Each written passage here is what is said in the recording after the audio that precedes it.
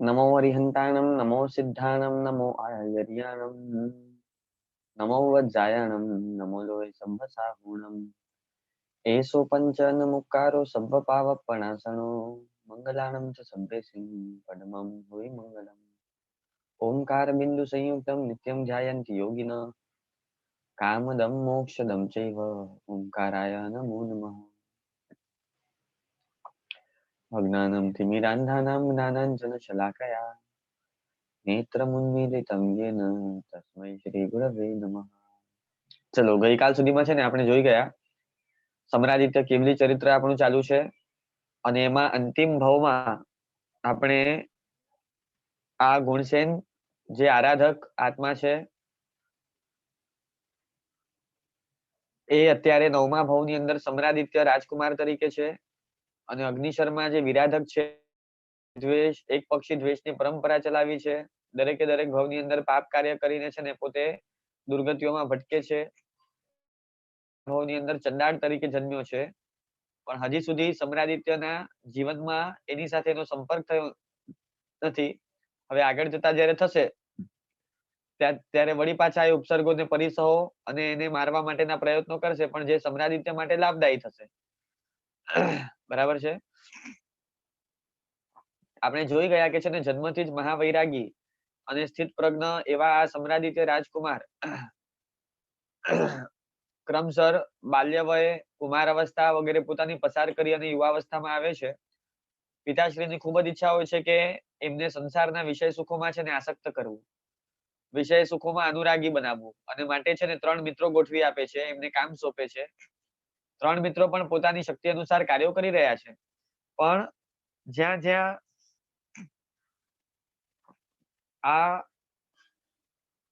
આ લોકો સમરાદિત્યને સંસારમાં આસક્ત કરવા જાય પણ સમરાદિત્ય કુમારની પ્રવૃત્તિઓ જ એવી હોય છે અને એના વચનો એની ટકોર એના ઉપદેશ પણ અવસર એવા હોય છે કે જેના કારણે એ તો પોતે વિષયોમાં આસક્ત નથી બને પણ આ લોકોમાં ધર્મના સંસ્કાર પડે આ લોકોની વિષયાસક્તિ ઓછી થાય કે તૂટે અને એ કરતા કરતા વસંતોત્સવમાં જે પ્રસંગ બન્યો એ પણ આપણે જોઈ ગયા અને એના પછી કાલે આપણે જોઈ ગયા કે માતા પિતાના આગ્રહથી સમરાદિત્યએ છે ને એ 2 કન્યાઓ સાથે વિવાહ કર્યો છે અને રાત્રિના સમયે હવે પોતાના મિત્રો અને પેલી પત્નીઓની સખીઓ કે જે શયન ભવનમાં મૂકવા માટે ગઈ છે ત્યાં એમની સાથે એક વાર્તાલાપ શરૂ થયો છે અને શરૂ થયો જ્યારે બંને છે ને પોતાના હાથેથી ગૂંથીને જે બનાવેલી માળા હતી એ સમરાદિત્યને જ્યારે અર્પણ કરે છે ત્યારે એ તો એનો સ્વીકાર કરે છે ના નથી પાડતા પણ કે છે કે આ બંનેને છે ને ઉદ્દેશીને કે છે કે તમને મારા ઉપર ખૂબ જ અનુરાગ છે એવું મને લાગે છે ત્યારે દાસી જવાબ આપે છે કે ભલે એ લોકો મોઢેથી નથી બોલતા પણ એ લોકોના વર્તનમાં તમે જુઓ તો એ કે છે કે જે અનુરાગ છે ને અહિતમાં પ્રવર્તાવનારું હોય એ અનુરાગને કેવું કહેવાય કે જે અનુરાગ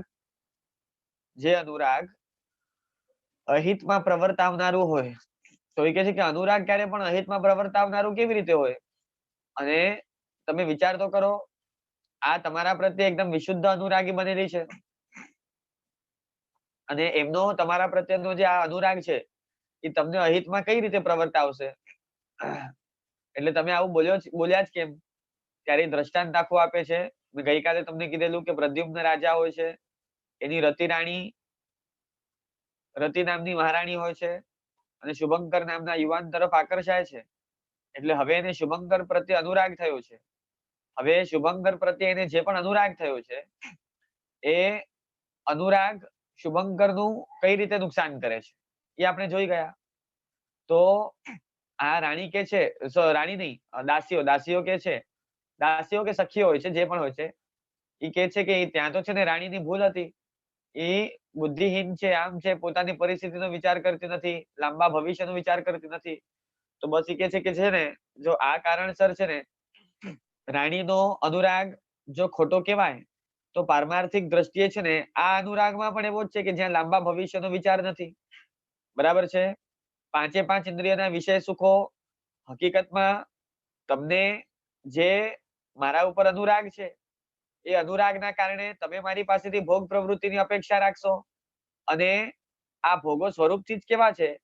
તો કે આવા ગંદા છે, સંતાપ પેદા કરનારા છે, અંદરમાં આકુળ વ્યાકુળ બનાવનારા છે, અંદરમાં આવા આવા ભાવો પેદા કરાવનારા છે અને આવા ભાવો પરિણામે છે ને એ દુર્ગતિઓ તરફ લઈ જાય છે, પરલોકમાં પણ દુઃખી કરે છે, આલોકમાં પણ દુઃખી કરે છે. બરાબર છે? ભાવોમાં પણ કલુષિતતા આવે છે અને તમે કહો છો કે રાણીએ છે ને ભવિષ્યનો વિચાર કર્યો નહીં, લાંબા ભવિષ્યનો, તો આમાં પણ છે ને આ લોકો પોતે જે ભોગ પ્રવૃત્તિની જો અપેક્ષા રાખતા હોય અને મારી પાસેથી પણ એવી અપેક્ષા રાખતા હોય તો એમાં પણ છે ને ભવિષ્યનો વિચાર તો ક્યાં આવ્યો?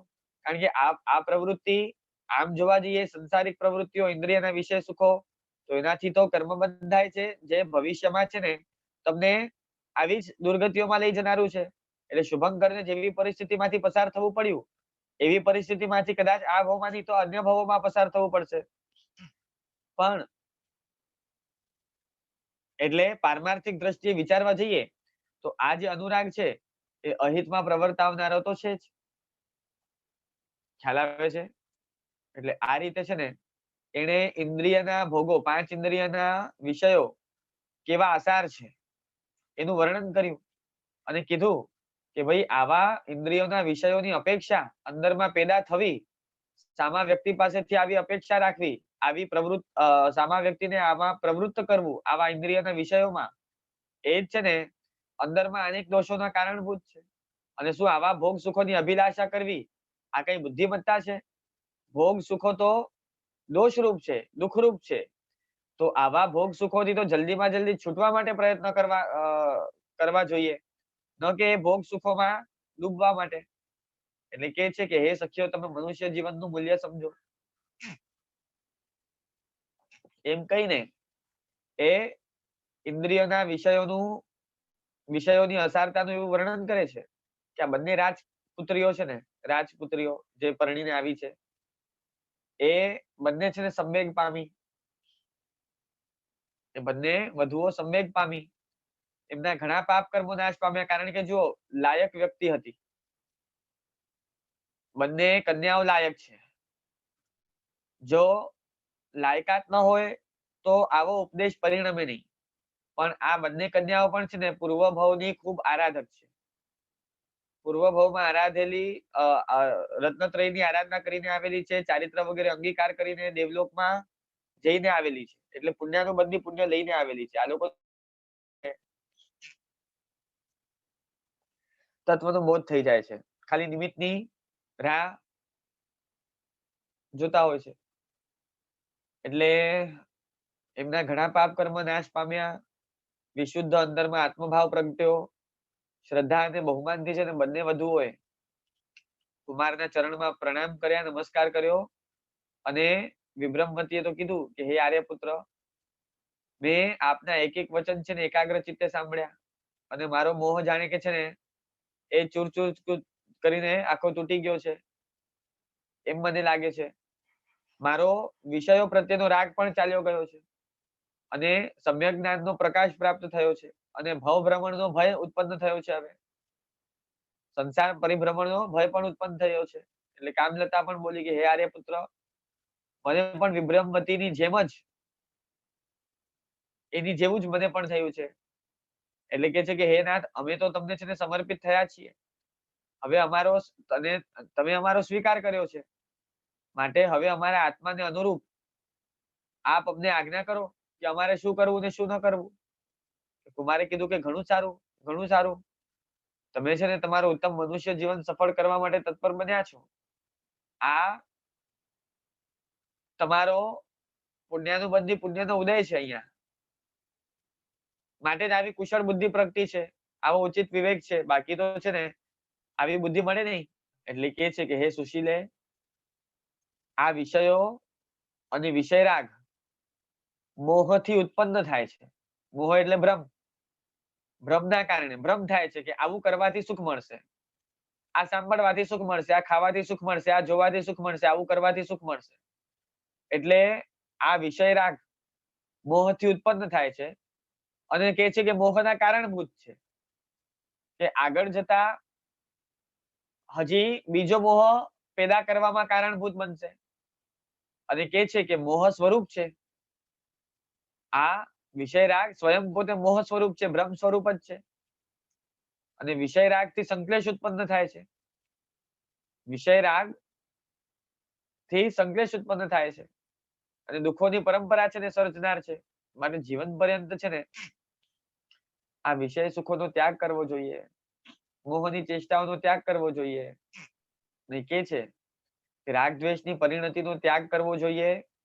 કલ્યાણ બુદ્ધિથી તમે વિચાર કરો, ભવમાં ઉત્પન્ન થતા વિકારોને નિહાળો, ચિત્તથી એ વિકારોની આલોચના કરો. જે અંદરમાં પેદા થયેલા વિકારો છે એની આલોચના કરો. સદગુરુઓની ભક્તિ કરો અને ધર્મ કાર્યમાં પ્રવૃત્તિશીલ રહ્યો, એટલે ઉદ્યમ રહ્યો, પ્રયત્ન કરો. હવે આ વિભાવતી અને કામલતાના ચિત્ત પરિણામ વધુ ને વધુ વિશુદ્ધ થતા ચાલ્યા. તે બંને કહ્યું કે હે આર્યપુત્ર, આપની આજ્ઞા મુજબ અમે જીવીશું અને તમારી અનુમતિથી અમે જીવન પર્યંત વૈષયિક સુખોનો ત્યાગ કરીએ છીએ. આ સાંભળી કુમાર તો એકદમ હર્ષ વિભોર થઈ ગયો. એની આંખમાં તો હર્ષના આંસુઓ છલકાઈ ગયા. એને વિચાર્યું કે અહો, આ બે વધુઓની કેવી ધન્યતા છે, કેવી વિશુદ્ધ બુદ્ધિ છે. અવશ્ય આ બંને છે ને આત્માઓ ખૂબ હળુકર્મી લાગે છે અને એમના આત્મા પરથી પાપ કર્મનો ઘણો ભાર ઉતરી ગયો લાગે છે. વળી એમનો ઉપશમ ભાવ પણ છે ને કેવો શ્રેષ્ઠ છે. એમની બોલવાની પદ્ધતિ પણ કેવી પ્રિય ને મનોહર છે. વિનય વિવેક કેવો છે. સાથે સાથે એમની ગંભીરતા પણ ગજબની છે. આમ વિચારી છે ને કુમારે પણ મધુર શબ્દોમાં કીધું કે બહુ જ સરસ, તમે વિષયોનો ત્યાગ કરી અને કૃતાર્થ બન્યા છો. મેં તમને છે ને સર્વ કુશળ અનુષ્ઠાનોની અનુમતિ આપી છે. સર્વ કુશલ અનુષ્ઠાનોની અનુમતિ આપી છે. હું જીવન પર્યંત, એટલે કુમાર કહે છે કે જેમ તમે ત્યાગ કર્યો તો કે છે કે હું પણ હવે છે ને જીવન પર્યંત વિષયોનો ત્યાગ કરું છું અને બ્રહ્મચર્ય અંગીકાર કરું છું. એટલે આ ત્રણેય લોકોએ તો સંકલ્પ કર્યો, બ્રહ્મચર્યના પચકાણ કર્યા. હવે અશોક વગેરે જે મિત્રો છે ત્યાં, અશોક, લલિતાંગ, આ કામાંકુર, ઓલિયાની સખીઓ, એ પણ કે છે કે બહુ જ સુંદર, ઘણું જ ઉત્તમ કાર્ય થયું. કારણ કે તમે વિચાર કરો, લગ્ન થયા છે આજે જ અને લગ્ન પછીની આ પહેલી રાત્રિ છે. આ રાત્રિમાં આ લોકોએ બ્રહ્મચર્યના પચકાણ લીધા, ત્રણેય જણાએ. બધાના ચિત્ત છે ને કલ્યાણ ભાવનાથી પલ્લવિત બન્યા છે અને કલ્યાણ ભાવનાનો પ્રભાવ આખો ક્ષેત્ર દેવતા ઉપર પડ્યો. એટલે ક્ષેત્ર દેવતા ત્યાં જાગૃત થયા. એમને સમરાદિત્ય વગેરે, સમરાદિત્ય અને બંને વધુઓ ઉપર છે ને એ પુષ્પની વૃષ્ટિ કરી. બધા આનંદ વિભોર થઈ ગયા. કારણ કે ક્ષેત્ર દેવતા પણ છે ને આ લોકોની બંનેની જે પ્રતિજ્ઞાઓ જોઈ અને એ પણ લગ્નની પ્રથમ રાત્રિએ જ, એ પણ છે ને એમના પ્રત્યે ખૂબ ભક્તિવાળા થયા છે કે મારા એરિયામાં આવા જીવો છે. કુમારના હૃદયમાં પણ છે ને બંને વધુઓ પ્રત્યે શ્રેષ્ઠ શુભભાવ ઉલ્લસિત થયો. આ બંને ધન્યાતિ ધન્ય છે અને મારા પ્રત્યે કેવી ઉત્કૃષ્ટ એમની સહૃદયતા છે. આમ વિચારતા વિચારતા ચિંતનની ધારે ચડતા સમરાદિત્ય કુમારના અમુક જ્ઞાનાવરણીય કર્મનો ક્ષયોક્ષમ થયો, અમુક જ્ઞાનાવરણીય કર્મ તૂટ્યા અને પોતે વર્ણન કરી રહ્યા હતા ને જ્યારે ઇન્દ્રિયના વિષય સુખોની અસારતા, અને જ્યારે આ બ્રહ્મચર્યનું પચકાણ લીધું. કારણ કે ઇન્દ્રિયના વિષય સુખોની અસારતા ફક્ત બોલતા નથી, પોતે સમજે છે, પોતે માને છે, એટલું જ નહીં પણ માન્યા પછી પોતે ત્યાગ પણ કરે છે. કે છે કે હું છે ને અન્ય જીવોને છે ને વિષય સુખોની અસારતા સમજાવું છું, તો શું મારા જીવનમાં વિષય સુખોનો ભોગવટો ચાલુ રાખું તો થોડી ચાલે. એટલે જે વિશુદ્ધ ભાવો સાથે એમણે આ વિષય સુખોનો ત્યાગ કર્યો ત્યારે અમુક મોહનીય કર્મ તૂટ્યા છે, સાથે સાથે જ્ઞાનાવરણીયનો પણ ક્ષયક્ષમ થયો. એટલે ત્યાં અવધિ જ્ઞાન પ્રગટ થયું છે. સંસારી અવસ્થામાં હજી દીક્ષા લીધી નથી, સંસારી જ છે સમરાદિત્ય, પણ એમને અવધિ જ્ઞાન પ્રગટ થયું છે. એટલે અવધિ જ્ઞાનના પ્રકાશમાં હવે છે ને એમને એમના ભૂતકાળના અને ભવિષ્યકાળના દ્રશ્યો પણ દેખાવા લાગ્યા. બરાબર છે. અવધિ જ્ઞાન તમે બધા જાણતા હશો. અવધિ જ્ઞાન કોને કહેવાય? અતિન્દ્રિય જ્ઞાન છે. એટલે આસપાસમાં શું થઈ રહ્યું છે, કોનું ભવિષ્ય શું છે, કોનું ભૂતકાળ શું છે, એ અમુક મર્યાદામાં બધું જોઈ શકે. એટલે હવે સવાર થઈ ગઈ આ રીતે.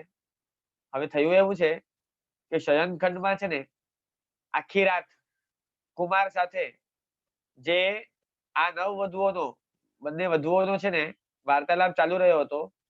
એમાં અશોક, લલિતાંગ અને કામાંકુર આ ત્રણેય મિત્રો છે ને કુમારની સાથે જ હતા. કુંદલતા અને માનીની બંને સખીઓ પણ રાતભર નવવધુઓ સાથે રહી હતી.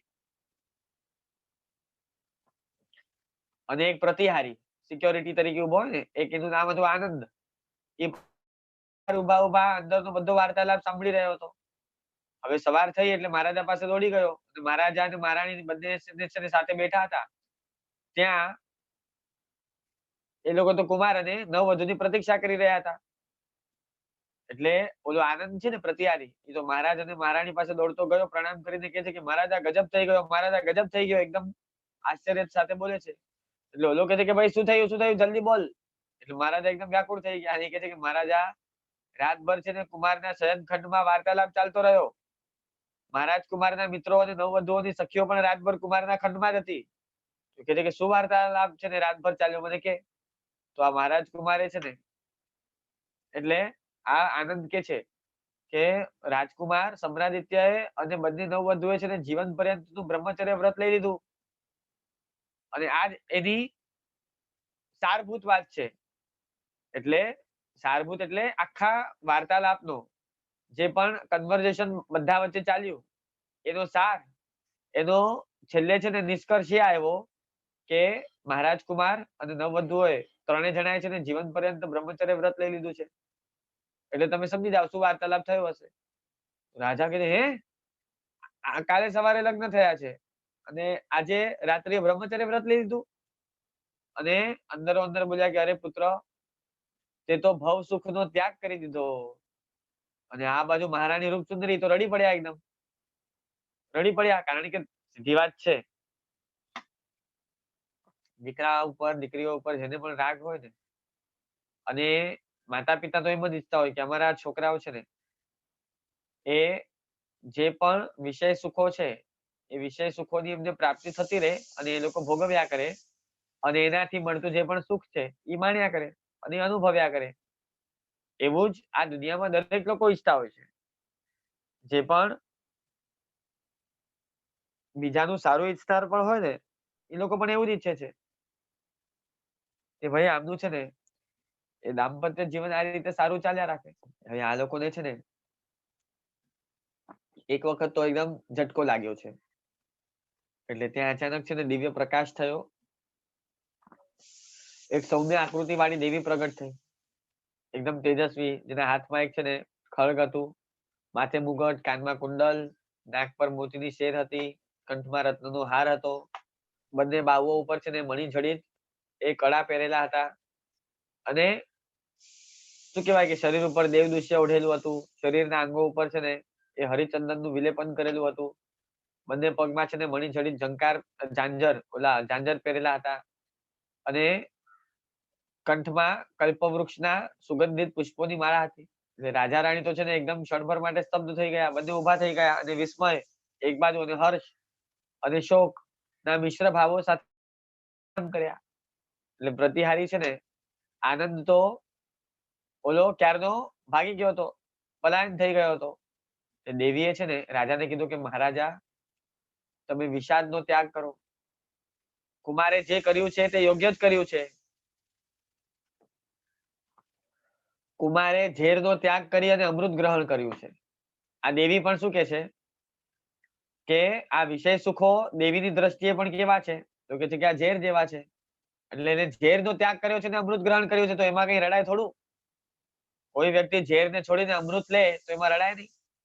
એને કાયરતા છોડી અને પુરુષત્વ પ્રગટ કર્યું છે. હકીકતમાં વિષય સુખોને આધીન જીવો એ કાયર છે. વિષય સુખોને આધીન જીવો એ કાયર છે. અને જે લોકો સેલ્ફ કંટ્રોલ કરી અને સંયમમાં વીર્ય ફોરવે છે, બ્રહ્મચર્યમાં વીર્ય ફોરવે છે, એ જ કે છે કે ખરા અર્થમાં છે ને વીર છે. અને કે છે કે એને ક્ષુદ્રતાને તિલાંજલિ આપી અને ઉદારતા અંગીકાર કરી છે.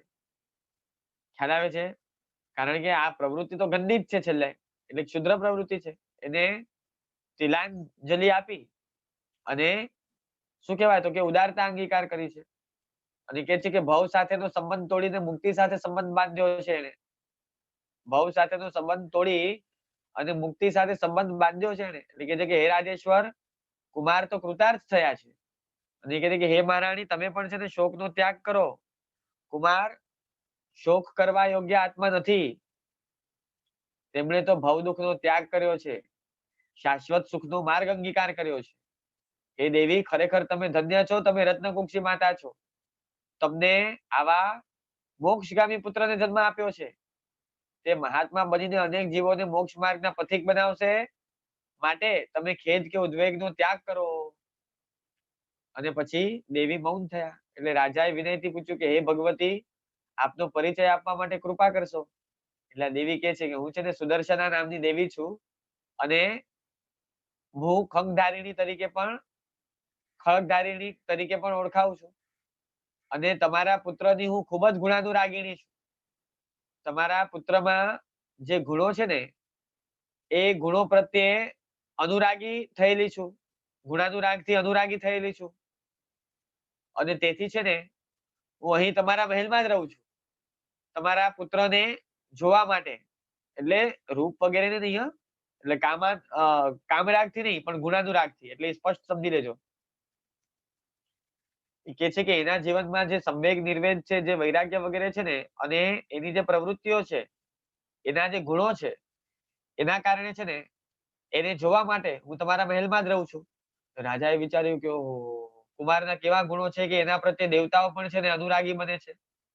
રાણીના તો છે ને રોમરાજ્ય હર્ષથી એકદમ વિકસિત થયા. એટલે રાણીએ રાજાને કીધું કે સ્વામીનાથ, કુમારનો આવો દિવ્ય પ્રભાવ છે કે દેવતાઓ પણ છે ને એના ગુણ ગાય છે, અને એના ગુણાનુરાગથી છે ને એને નિહાળવા માટે ત્યાં એના નિવાસ સ્થાન તરફ વસવાટ કરે છે.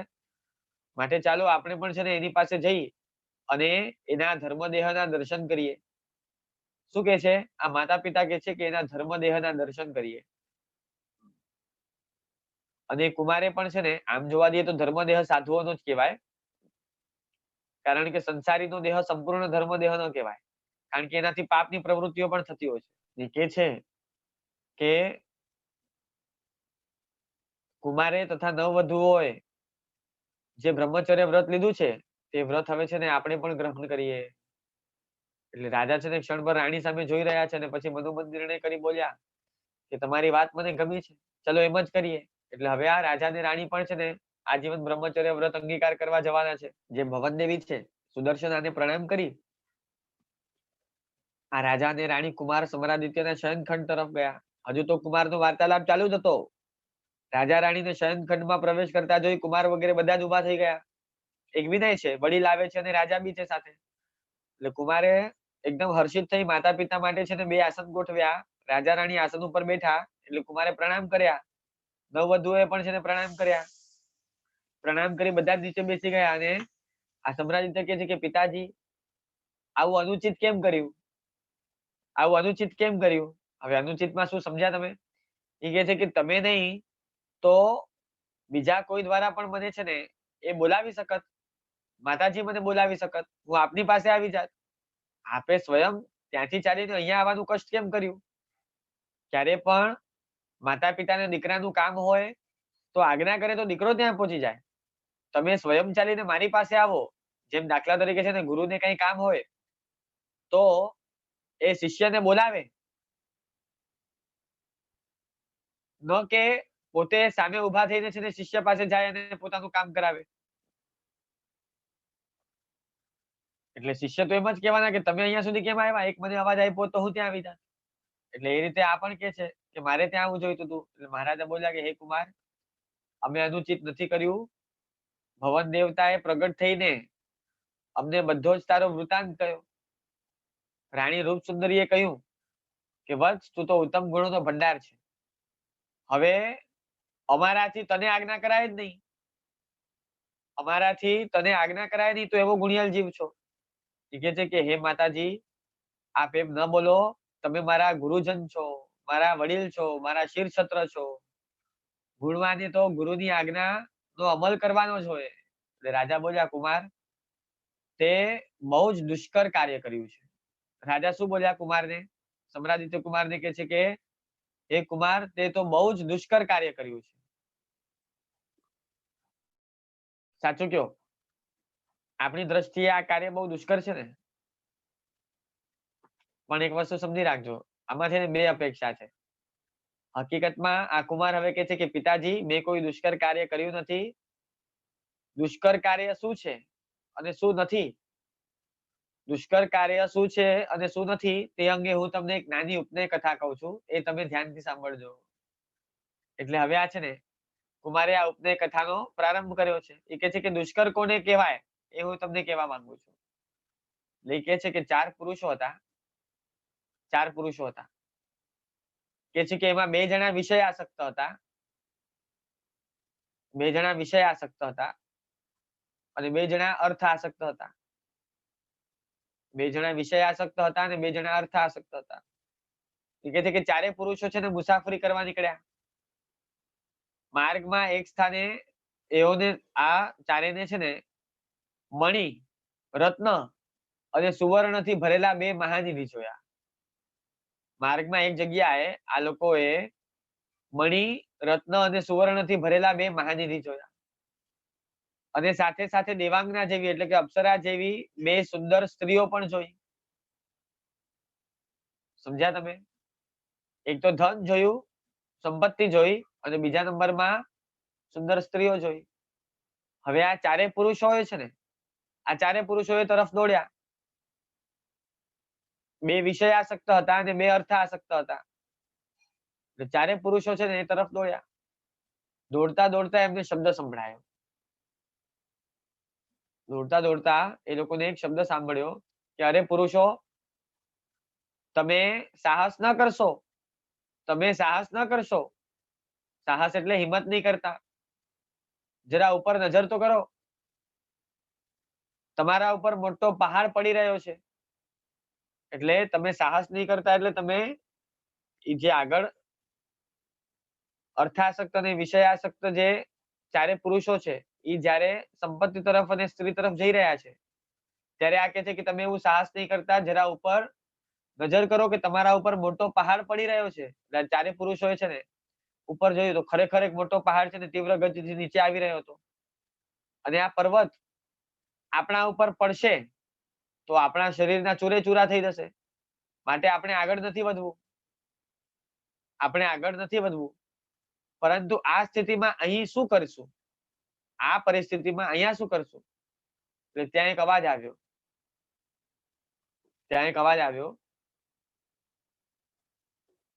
એ અવાજ એવું છે કે હવે કોઈ ઉપાય નથી. જેઓ ધન અને સ્ત્રીની ઈચ્છા કરે છે. આમ બહુ ધ્યાનથી સાંભળજો. જે અવાજ આવ્યો છે ને એ અવાજ ધ્યાનથી સાંભળજો. એ કહે છે કે હવે કોઈ ઉપાય નથી. જે લોકો ધન અને સ્ત્રીની ઈચ્છા કરે છે. જો આ લોકોએ છે ને ઈચ્છા કરી છે પેલા તો જોઈને બરાબર છે, અને દોડ્યા છે ત્યાં અને ઉપરથી પહાડ લટક્યું છે આખું, બરાબર છે, પહાડ પડી રહ્યું છે એ લોકો ઉપર. એટલે કે છે કે જે લોકો ધન અને સ્ત્રીની ઈચ્છા કરે છે ને તેઓને ધન અને સ્ત્રી થાય કે ન થાય. જેટલા લોકો ધનની ઈચ્છા કરે છે બધાને કઈ સંપત્તિ પ્રાપ્ત થાય છે. જેટલા લોકો સ્ત્રીની ઈચ્છા કરે છે બધાને કઈ સ્ત્રી પ્રાપ્ત થાય છે. એટલે એ કે છે અમુકને થાય છે, બધાને નથી થતી. ધન પણ છે ને અમુકને પ્રાપ્ત થાય છે, બધાને નથી થતું.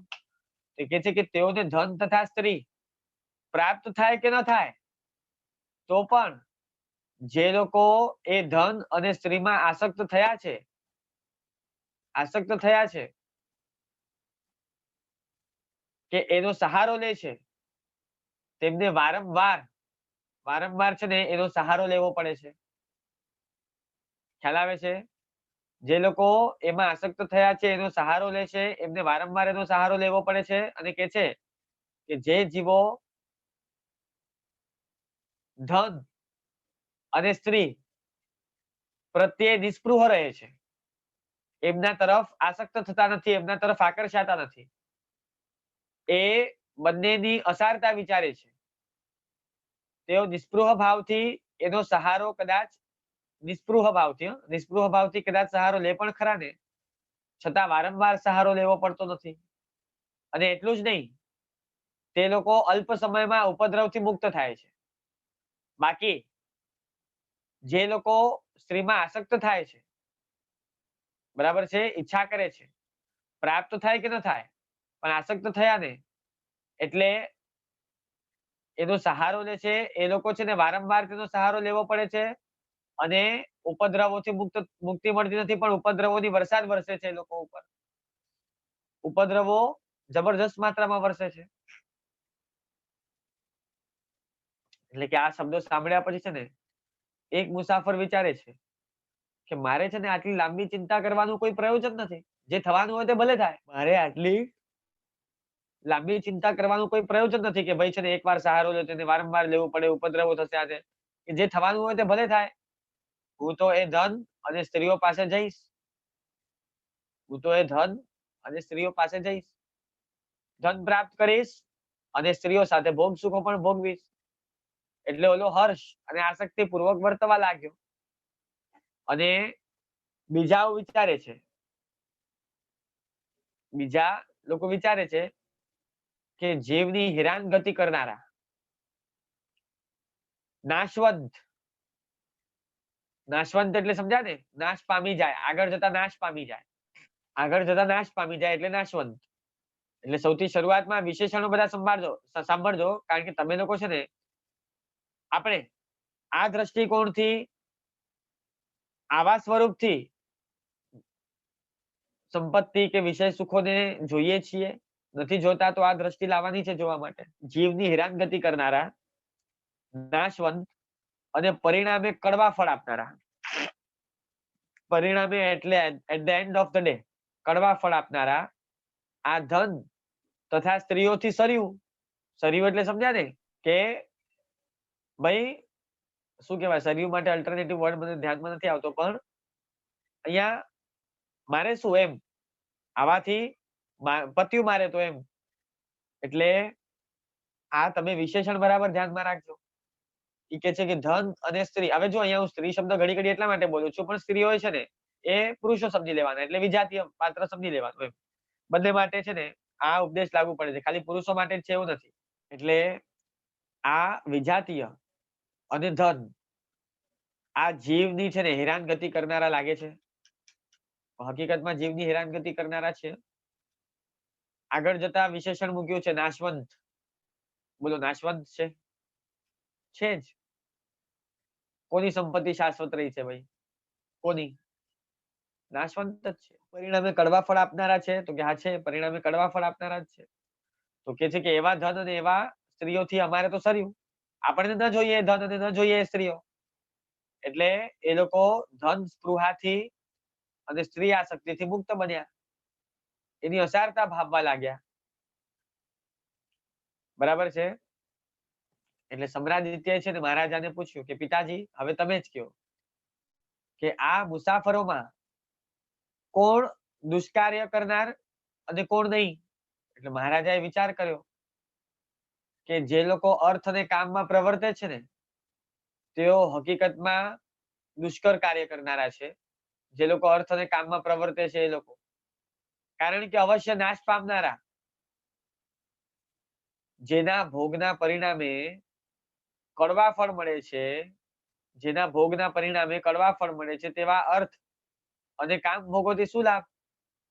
વળી જ્યારે માથા ઉપર પહાડ જેવી મોટી આપત્તિઓ લટકી રહી હોય, માથા ઉપર પહાડ જેવી મોટી આપત્તિઓ લટકી રહી હોય, એવા ભય કાળે પણ, એવા ભય કાળે કે જ્યારે ભયનો કાળ છે, ભયનો અવસર છે, ત્યારે પણ છે ને ભોગ પ્રવૃત્તિ પણ છે ને સી રીતે કરી શકાય? આવી ભોગ પ્રવૃત્તિ પણ સી રીતે કરી શકાય? તો જ્યારે છે ને પહાડ જેવી મોટી આપત્તિઓ લટકી રહી હોય, એવા સમયે પણ છે ને અનેક ભયના કારણો હાજર છે. ત્યારે છે ને ભોગની પ્રવૃત્તિ કરવા જે વ્યક્તિ પ્રેરાય, આગળ વધે, ખરેખર એને કેવું પડે કે ભાઈ આ દુષ્કર કાર્ય કર્યું. તમે સમજ્યા? કે છે કે એવી ભોગની પ્રવૃત્તિ કરવી એટલે અવિચારી પગલું ભરવું. અર્થ અને કામની પ્રાર્થના નિરર્થક છે. પરમાર્થથી વિચારીએ તો સજ્જનો માટે આ અર્થકામ જ વૈરાગ્યના નિમિત્તો છે. કે છે કે સજ્જન માટે જો વિચારવા જઈએ ને તો વૈરાગ્યનું બીજું નિમિત્ત તો છોડો, આ અર્થ અને કામ છે ને આ બે જ વસ્તુ વૈરાગ્યના નિમિત્ત છે. આ બંનેને જો તમે ધ્યાનથી જુઓ ને ધ્યાનથી સમજો કે એના સ્વરૂપને વિચારો તો આ બંનેથી વૈરાગ્ય થયા વિના રહે નહીં. એટલે રાજાએ તો જવાબ આપ્યો કે કુમાર, ખરેખર જે જીવો અર્થ અને કામમાં પ્રવર્તે છે ને એ લોકો દુષ્કર કાર્ય કરનારા છે. જેઓ અર્થ તથા ભોગ સુખોમાં પ્રવર્તના નથી તેઓ દુષ્કર કાર્ય કરનારા નથી. એટલે કુમારના ચિત્તમાં છે ને હર્ષ થયો અને કુમારે કીધું કે પિતાજી, સંસારીઓની અપેક્ષાએ જોવા જઈએ ને, જે લોકોને ધન અને સ્ત્રી વિના ચાલે જ નહીં, એ લોકો તો એમ જ કહે છે કે ઓહો, ધન અને સ્ત્રી વિના કોઈ વ્યક્તિ રહી શકે છે? ઓહો, કેવું દુષ્કર કાર્ય કર્યું એને. કોઈનાથી ન થઈ શકે, કોઈનાથી ન રહી શકાય, એવી રીતે છે ને એ એવું કાર્ય કરવાનું એ લોકોએ સત્વ ફોરવ્યું. એટલે ખરેખર એમનું દુષ્કર કાર્ય છે. બરાબર છે, પણ હકીકતમાં આગમાં હાથ નાખનારો દુષ્કર કાર્ય કરે છે કે આગમાં હાથ શાંતિથી એક જગ્યાએ બેસી રહેલો વ્યક્તિ દુષ્કર કાર્ય કરે છે? ભાઈ, આગમાં હાથ નાખનારો વ્યક્તિ દુષ્કર પુરુષાર્થ કરે છે. હકીકતમાં જોવા જાવ તો જે વ્યક્તિ નોર્મલ રૂમ ટેમ્પરેચર ઉપર બેઠો છે અને જે આસપાસનું વાતાવરણ છે એ વાતાવરણને અનુભવી રહ્યો છે, બસ ધેટ્સ ઓલ, તો એને કોઈ દુષ્કર કાર્ય કરી રહ્યો છે. એટલે સીધી વાત છે.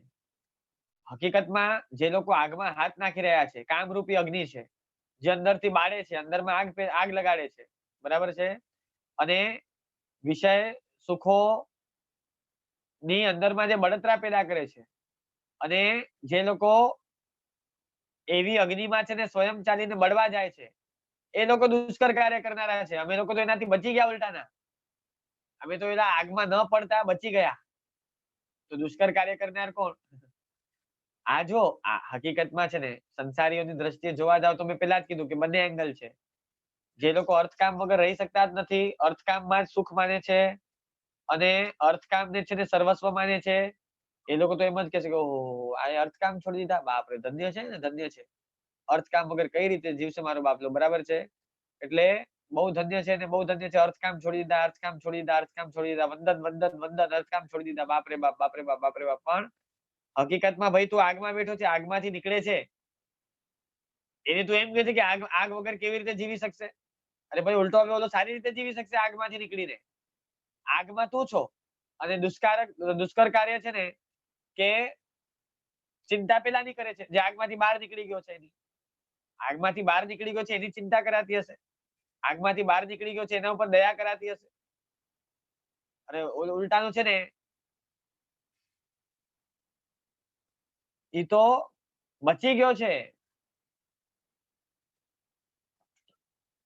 એટલે દુષ્કર કાર્ય જે લોકો આગમાં પડ્યા છે, કશાયોની અગ્નિમાં હજી પીડાઈ રહ્યા છે, એ લોકોનું કાર્ય દુષ્કર કાર્ય કહેવાય. એટલે એવું ઉપનય કથાથી એમને પિતાજીને સમજાવવું હતું. એટલે પિતાજી સમજી ગયા, કારણ કે એ પણ બહુ લાયક જીવ છે. એટલે પિતાજી પાંચ ઇન્દ્રિયોના વિષયો, પિતાજીને પાંચ ઇન્દ્રિયના વિષયનું સ્વરૂપ સમજાવતા કે છે કુમાર આગળ, હે પિતાજી, આ પાંચ ઇન્દ્રિયોના વિષયો છે ને ત્રણેય ભુવનને મારનારા છે, અતિ ભયંકર છે, દુર્જય છે, જેના કુટિલ સ્વરૂપને છે ને વિચારી શકાતું નથી. આ કોઈ ઇન્દ્રિય પરાજય શતક વાંચશો કે સાંભળશો ને તો એમાં આવે છે કે ઇન્દ્રિયો કઈ રીતે છે ને આખા જગતની બેન્ડ વગાડે છે, કઈ રીતે બધાને ઠગે છે, કઈ રીતે બધાને ચીટ કરે છે. કે છે કે ઇષ્ટ ભાવોનો વિયોગ કરનાર છે, દુઃખ અને પરિતાપ પેદા કરનાર છે. હલાહલ વિષ સરખા છે, હલાહલ વિષ સરખા છે આ ઇન્દ્રિયોના વિષયો, અને માટે વૈષયિક સુખો ત્યાગ કરવા યોગ્ય છે. વિષયોનો ત્યાગ કેટલો લાભકારી છે પિતાજી, તમે જાણો છો? એ કે છે કે એકાંતે સુખ આપનાર છે, અમૃત અવસ્થા આપનાર છે. સત્પુરુષો એના સુખની પ્રશંસા કરે છે અને વિના દુખે, સામાન્યથી ભૌતિક સુખ કેવું હોય છે કે જે દુઃખ વિના ભોગવી શકાતું નથી. ભૌતિક સુખ ભોગવવું હોય તો પેલા દુઃખી થવું જ પડે. આજ દિવસ સુધીમાં કોઈએ પણ એવું ભૌતિક સુખ શોધ્યું નથી કે એક્સપ્લોર કર્યું નથી. તમે સમજાવું શું કહું છું? એવું ભૌતિક સુખ શોધ્યું નથી કે જે ભૌતિક સુખ ભોગવતા પહેલા દુઃખી ન થવું પડે. દુઃખી થયા વિના સુખ ભોગવી શકાય કે સુખ માણી શકાય. એવું ભૌતિક સુખ આજ દિવસ સુધીમાં ન તો કોઈએ શોધ્યું છે, ન તો કોઈ શોધી શકવાનો છે. તમને પણ ચેલેન્જ છે, ગોતી આપો તો તમારો શિષ્ય કાલથી. શું કહું છું? એવું ભૌતિક સુખ ગોતી બતાવો કે જે ભૌતિક સુખની પૂર્વ શરતમાં, બરાબર છે, પેલા દુઃખ પેદા ન થયું હોય. એટલે કે છે કે આવા વિષયોનો ત્યાગ કરનાર જીવ જે છે ને, એ તો, અને આ વિષયોનો ત્યાગ એ કે છે કે જીવોને એકાંતે સુખ આપનાર છે, અમૃત અવસ્થા અપાવનાર છે. સત્પુરુષો પણ એવા સુખની પ્રશંસા કરે છે અને વિના દુખે, દુખી થયા વિના જે ભોગવી શકાય છે, માટે આ સુખ દુષ્કર નથી. અરે ઓલો સુખ કેવો છે? ભૌતિક સુખ, ઇન્દ્રિયના વિષય સુખ વાળો સુખ, કે જેમાં પેલા ઘણું દુખી થવું પડે, પછી થોડું સુખ મળે, અને એ સુખ ભોગવ્યા પછી વળી પાછું ઘણું દુખી થવું પડે, એ અલગ. એ છે કે આ સુખ એવો છે કે જે દુખી થયા વિના, જેની પૂર્વ શરતમાં કોઈ દુઃખ ભોગવવું પડતું નથી, પણ ડાયરેક્ટ સુખ મળે છે, એ પણ ઓરિજિનલ મળે છે. એટલે માટે આ સુખ દુષ્કર નથી. કે છે કે અશાશ્વત જીવલોકમાં અર્થ અને ભોગ સુખોમાં પ્રવર્તવું, અશાશ્વત જીવલોકમાં અર્થ અને કામ સુખોમાં પ્રવર્તવું, હકીકતમાં એ જ સૌથી મોટું દુષ્કર કાર્ય છે. એટલે મહારાજાએ કીધું કે વત્સ, જો સમ્યક વિચારણા કરીએ ને તો તારી વાત સાવ સાચી છે. એટલે કુમાર કે છે કે પિતાજી, અસમ્યક વિચારણાને છે ને વિચારણા જ ન કહેવાય. પિતાજી કે છે ને કે જો સમ્યક વિચારણા કરીએ, તો સાચી વિચારણા કરીએ તો તારી વાત છે ને સાવ સાચી છે. તો એ કે છે કે પિતાજી, અસમ્યક વિચારણાને તો વિચારણા જ ન કહેવાય. એટલે રાજા બોલ્યા, વાત સાચી છે તારી દીકરા, પરંતુ મહામોહ છૂટવો ઘણું મુશ્કેલ છે. એટલે કુમાર સમ્રાદિત્યએ કીધું કે પિતાજી, મહામોહનો પ્રભાવ અતિ ભયાનક છે. અને એ પ્રભાવ બતાવતા કે છે કે મહામોહનો પ્રભાવ કેવો ભયાનક છે, એ બતાવતા એ કે છે કે સ્વચ્છંદી મૃત્યુનો દરેક જીવ ઉપર પ્રભાવ જોવા છતાં પણ, મૃત્યુને સ્વચ્છંદી કીધું છે પેલા તો, અને કે છે કારણ કે ક્યારે પણ આવી શકે છે, પોતાની મરજી પ્રમાણે કામ કરે છે, કોઈના બાપનું એ માનતો નથી. એટલે કે છે કે મૃત્યુનો છે ને દરેક જીવ ઉપર પ્રભાવ હોવા છતાં પણ મોહમૂળ જીવો મૃત્યુનો વિચાર જ કરતા નથી. આ મોહનો પ્રભાવ છે. વૃદ્ધાવસ્થાથી ઘેરાવા છતાં પણ ઇષ્ટ અથવા તો પ્રિય વસ્તુનો વિયોગ થવા છતાં પણ, વીર્ય અને શક્તિ ક્ષીણ થવા છતાં પણ મોહમૂળ જીવો જાગૃત થતા નથી. આ મોહનો પ્રભાવ છે. કે છે કે ધીર પુરુષોની પ્રેરણા મળવા છતાં પણ, ધીર પુરુષો જે ધૈર્ય ગુણના ધારક છે, ગંભીરતા ગુણના ધારક છે, એવા સત્પુરુષોની પ્રેરણા મળવા છતાં પણ અમને જ્ઞાન પરિણમતું નથી, અથવા તો અમારી ચિંતા કરનાર કોઈ નથી, આવું વિચારીને મોહમૂળ જીવો નિષ્ક્રિય બનીને રહે છે. આ મહામોહનો પ્રભાવ છે. કે છે કે મહામૂળ જીવો અર્થ અને ભોગ સુખ આત્યંતિક શાશ્વત છે એમ માને છે. અને વ્યાધિ, જરા અને મૃત્યુથી નિરપેક્ષ બને છે. આ જ મહામોહનો પ્રભાવ છે. એ કે છે કે ધર્મ પુરુષાર્થનો તિરસ્કાર કરે છે, અનાદર કરે છે, અને આસક્તિથી ધન અને કામ ભોગોમાં પ્રવર્તે છે. આ જ મહામોહનો પ્રભાવ છે. કે છે કે મોહમૂળ જીવો વ્યાધિ એટલે કે રોગ, વૃદ્ધાવસ્થા અને મૃત્યુનો નાશ કરી આપે, સર્વ જીવોની હિતકારી અને અચિંત્ય ચિંતામણી સમાન મોક્ષ મેળવી આપનાર, સર્વજ્ઞ કથિત ધર્મમાં પુરુષાર્થ કરતા નથી, પણ એનાથી વિરુદ્ધ એટલે કે અધર્મમાં પુરુષાર્થ કરે છે. આ જ મહામોહનો પ્રભાવ છે. એટલે કુમારની વાણી છે ને અસ્ખલિત ગતિથી વહી રહી હતી, તો એક એક પાસાઓથી મહામોહનું વર્ણન કરી રહ્યા હતા કે ભાઈ કઈ રીતે મોહમૂળ જીવો મોહના પ્રભાવને કારણે ન કરવાના શું શું કાર્ય કરે છે, કે જે કહેવાય ને કે વ્યવહારની અંદર, કે અત્યારની જે તમારી વ્યવહારની પ્રેક્ટિકલ લાઈફ છે, એમાં જેવી મૂર્ખ પ્રવૃત્તિ, જેવી ગાંડી પ્રવૃત્તિ ક્યારે ન કરે, અને જો કરે તો એ ગાંડો જ ગણાય, એવી પ્રવૃત્તિ આપણે અધ્યાત્મ જગતમાં કરી રહ્યા છીએ. ખ્યાલ આવે છે? લાખ રૂપિયાનું ભાડું આપી અને દુકાન ભાડે લીધી, અને એમાં 10,000 નો વેપાર કરી, અથવા તો 10,000 નો વેપાર પણ નહીં, પણ નુકસાન કરી અને જે દુકાન ચલાવનાર માણસ હોય અને વર્ષોથી ચલાવ્યા જ કરે, એને આપણે છે ને હોશિયાર બાહોશ વેપારી કહેશું કે મૂર્ખનો સરદાર કહીશું. તો વ્યવહારમાં આપણે આ બધું જાણીએ છીએ. પણ અધ્યાત્મના જગતની અંદર મોહ મહામોહનો જે પ્રભાવ છે, એટલે કે મોહમૂળ જીવો એવા હોય છે કે સેમ ટુ સેમ એવી જ પ્રવૃત્તિ કરે છે. સેમ ટુ સેમ એવી જ પ્રવૃત્તિ કરે છે, પણ શું કહેવાય કે એને ખબર જ પડતી નથી. સામાન્ય કોમન સેન્સ જેને કહેવાય ને, કોમન સેન્સ. ક્યારેક ફરવા ગયો હોય હોટલમાં ક્યાંક ફરવા ગયો હોય અને હોટલમાં 1 દિવસ માટે કે 2 દિવસ માટે રોકાયો હોય, અને 2 દિવસ છે ને 2 દિવસ માટે જ્યાં રોકાવાનું છે એ રૂમની સાફ સફાઈમાં, એને શણગારવામાં, તમે સમજ્યા, એનો આખો 2 દિવસનો સમય નીકળી જાય છે કે જેમાં લેવા કે દેવા કઈ નહીં, ને જે પોતાનું ઘર છે એ ઘર આખું ગાણનું ગાણ પડ્યું છે, એને ક્યારે સાફ સફાઈ નથી કરી, એની ક્યારે છે ને એમાં વસ્તુઓ બરાબર એક જગ્યાની જ્યાં જગ્યાએ મૂકવાની હોય ત્યાં મૂકી નથી. તો હવે એવા માણસને છે ને કે જેનું ઘર આખું ગાણ પડ્યું છે, ઘર આખું ગંદુ પડ્યું છે, ઘરમાં બધે પસારા પડ્યા છે, પણ જ્યારે છે ને બહાર ફરવા માટે ગયો હોય હોટલમાં 2 દિવસ માટે, તો છે ને તેના બધા છે ને ગાદલાના કવર હોય બધા ધોઈ નાખે, બરાબર છે, સાફ કરી નાખે, બધી દિવાલો ભૂસી નાખે અને સાફ સફાઈ મેન્ટેન કરી રાખી. તો એવા માણસને છે ને વ્યવહારમાં શું કહેવાય? ગાંડો કહેવાય કે મૂર્ખ કહેવાય ને ભાઈ. આ ગાંડીઓ છે એક નંબરનો, પોતાના ઘરના ઠેકાણા નથી અને છે ને હોટલની રૂમ જ્યાં 2 દિવસ માટે રોકાવા આવ્યો છે, જેના પર પોતાની ઓનરશિપ નથી, કઈ નથી, ત્યાં આટલી બધી મહેનત કરીને સાફ સફાઈ કરે છે, આ તો ગાંડો કહેવાય. બસ છે ને એ વ્યવહારમાં બધાને તમને અને મને સમજાય છે કે ત્યાં ગાંડો કહેવાય. તો આપણે શું ડાયા છીએ? આપણે શું ડાયા છીએ? આપણું ઘર આપણા ગુણો છે, આત્મા છે, આપણે પોતે સ્વયં છીએ ને એ આપણું ઘર છે, એમાં પસારા પડ્યા છે, ગંદકી પડી છે, ક્રોધ માન માયા લોભ વિકાર વાસનાઓ ઈર્ષ્યા દેખાઈ વગેરે છે તે દોષો પડ્યા છે, એને સાફ નથી કરવું.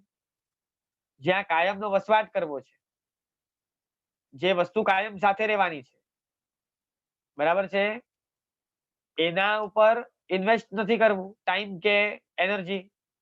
પણ જ્યાં મેં કીધું ને કે 2 દિવસ માટે રોકાવા આવ્યા હોઈએ, 2 દિવસ માટે ત્યાં રોકાવા આવ્યા હોઈએ, જેમ કે આ શરીરની અંદર, એની આડ પંપાડ કેટલી કરો છો એનું તો હવે હું લિસ્ટ કાઢીશ ને તો ખ્યાલ આવશે.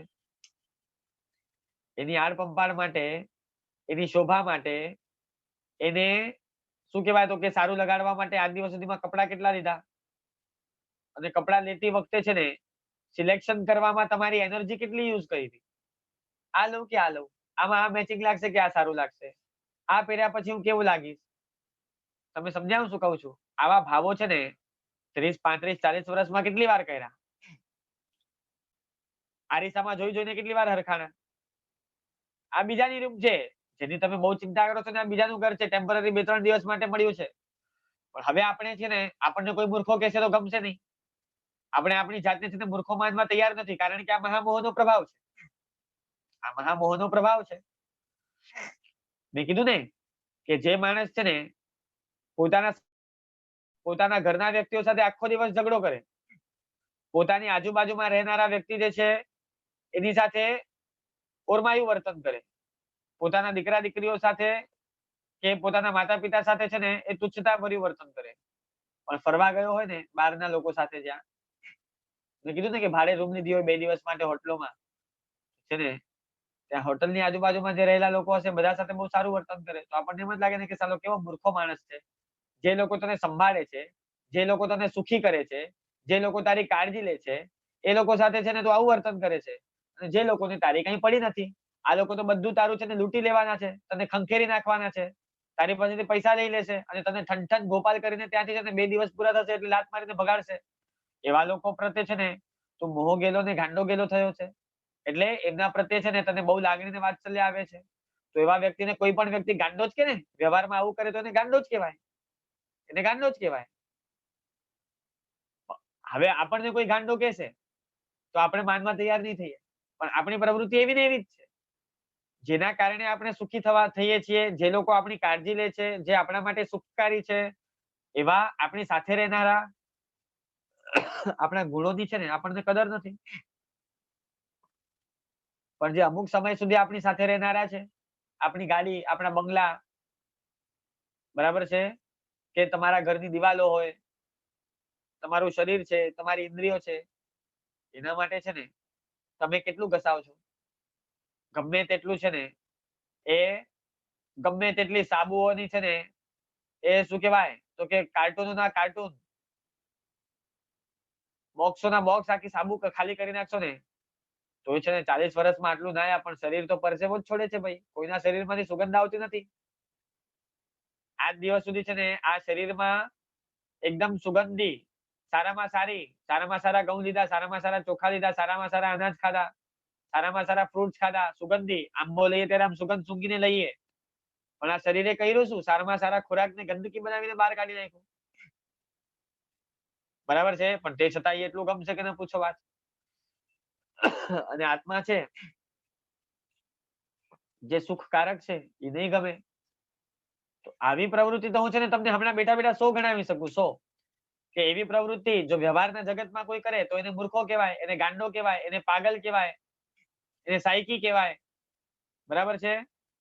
એવા 100 દ્રષ્ટાંતો કે વ્યવહારના જગતમાં છે ને કોઈ કરે તો એને ગાંડો કહેવાય. પણ એવી જ પ્રવૃત્તિ આપણે અધ્યાત્મના જગતમાં, ધર્મના જગતમાં કરી રહ્યા છીએ અને તે છતાં પોતાને ગાંડો સમજતા નથી પણ ડાયો સમજીએ છીએ. બરાબર છે? તો આ મહામોહનો પ્રભાવ છે. એટલે કુમારની વાણી આ રીતે અસ્ખલિત ગતિથી વહી રહી છે. રાજા રાણી બંને નવવધુઓ મિત્રો અને સખીઓ બધા તન્મય બનીને સાંભળી રહ્યા છે. સૂર્યોદય પછી પણ 2 ઘડી થઈ ગઈ. મહારાજાએ કહ્યું કે વત્સ તે કહ્યું તે બધું બરાબર છે. એમાં જરાય ફરક નથી. તારી વાત સાચી છે, ઉચિત છે અને અમને ગમી છે. એટલે હવે મહારાણી રૂપસુંદરી બોલ્યા કે હે વત્સ, અમારી મોહનિદ્રા ઉડી જવાથી તારી બધી વાતો લગભગ અમને સમજાઈ ગઈ છે. પરંતુ આ મારી 2 નવવધુઓની બધી આશાઓ અને અભિલાષાઓ અપૂર્ણ રહી ગઈ ને એનું મને દુઃખ છે. એથી મારું મન આખું ઉદ્વિગ્ન બન્યું છે કે આ બંને રાજકન્યાઓ કેવા કેવા સુખોની કલ્પના લઈને આવી હશે અહીંયા. કે રાજકુમાર સમ્રાદિત્ય સાથે અમે આ રીતે વિષય સુખોનો ભોગવટો કરીશું, આ રીતે સુખ માણીશું, આમ કરીશું, તેમ કરીશું. એમના અરમાનો, એમની ઈચ્છાઓ, એમની અપેક્ષાઓનું શું? એ જે પણ આશાઓ બધી એમની અધૂરી રહી ગઈ, અપૂર્ણ રહી ગઈ. રાણીએ ત્યાં નિશાસો નાખ્યો. એટલે કે છે કે માતાજી તમે ઉદ્વેગ ન કરો. ઉલટાનું છે ને એ ઉદ્વેગનું કારણ તમારા મનનો રાગ જ છે. તે બંને કન્યાઓના મનોરથ લગભગ પૂર્ણ થયા છે. તે બંને ભાગ્યશાળી છે. તેમનું મનુષ્ય જીવન ખરેખર સફળ થયું છે. તે બંને છે ને મોક્ષ બીજ રૂપ સમ્યક એટલે કે મોક્ષના બીજ રૂપ જે મુક્તિનું બીજ છે સમ્યક્ત્વ એ લોકોએ પ્રાપ્ત કરી લીધું છે. અને કે છે કે એમના કોઈ આશા કે એમની કોઈ ઈચ્છાઓ કે એમના કોઈ મનોરથ અપૂર્ણ નથી રહ્યા. એમની બધી ઈચ્છાઓ પૂર્ણ થઈ છે.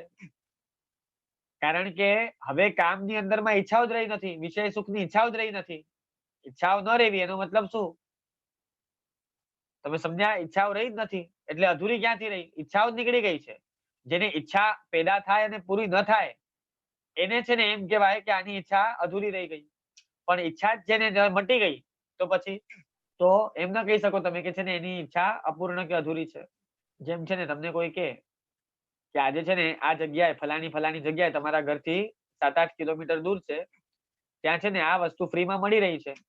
તો તમને ત્યાં જવાની ઈચ્છા થાય. પણ જ્યારે સમાચાર મળ્યા કે ભાઈ અહીંયા તો કંઈ મળતું જ નથી, આ ફેક ન્યૂઝ છે, તો ત્યાં જવાની ઈચ્છા તમારી વહી જાય ને. તો બસ તો એમ થોડી કહેવાય કે ના ત્યાં જવાની ઈચ્છા અધૂરી રહી ગઈ. હવે ઈચ્છા જ નથી ત્યાં જવાની. ભ્રમના કારણે ઈચ્છા થઈ હતી એ ભ્રમ નીકળી ગયું એટલે ઈચ્છા નીકળી ગઈ. એટલે કે છે કે બંને પુત્ર વધુઓની ઈચ્છાઓ કોઈ અધૂરી રહી નથી પણ પૂરી થઈ ગઈ છે. એટલે અહીંયા એ કે છે કે મહારાણીએ પણ છે ને બંને પુત્ર વધુઓ સામે છે ને પ્રેમપૂર્ણ દ્રષ્ટિથી જોયું. બંને ઊભી થઈ રાજા રાણીના ચરણે પ્રણામ કર્યા અને રાણીને કહ્યું કે માતાજી અમારા પ્રત્યે તમારો સ્નેહ છે, અમારા પ્રત્યે આપનો પ્રેમ છે, અમારા માટે તમને રાગ છે, લાગણી છે એટલે તમારા મનમાં ઉદ્વેગ ઉત્પન્ન થયો છે. બાકી આર્યપુત્રનો ઉપદેશ યથાર્થ છે. અમે ખરેખર સમજીએ છીએ કે આ અમારો મનુષ્ય જીવન સફળ થયો છે. અમારી કોઈ ઈચ્છા અધૂરી રહી નથી. અમને આર્યપુત્રની પત્નીનું સ્થાન મળ્યું અને આ બંનેની કૃપા મળી, વાત્સલ્ય મળ્યું તે ઘણું છે. અમારી ઈચ્છાથી અમને અમારી અપેક્ષા કરતા વધુ મળ્યું છે. એટલે હે માતાજી તમે ઉદ્વેગ છોડી દો. એટલે આ વિભ્રમવતી અને કામલતાની નિખાલસ હૃદયની વાતો સાંભળીને મહારાણી પણ ગદગદ થઈ ગયા.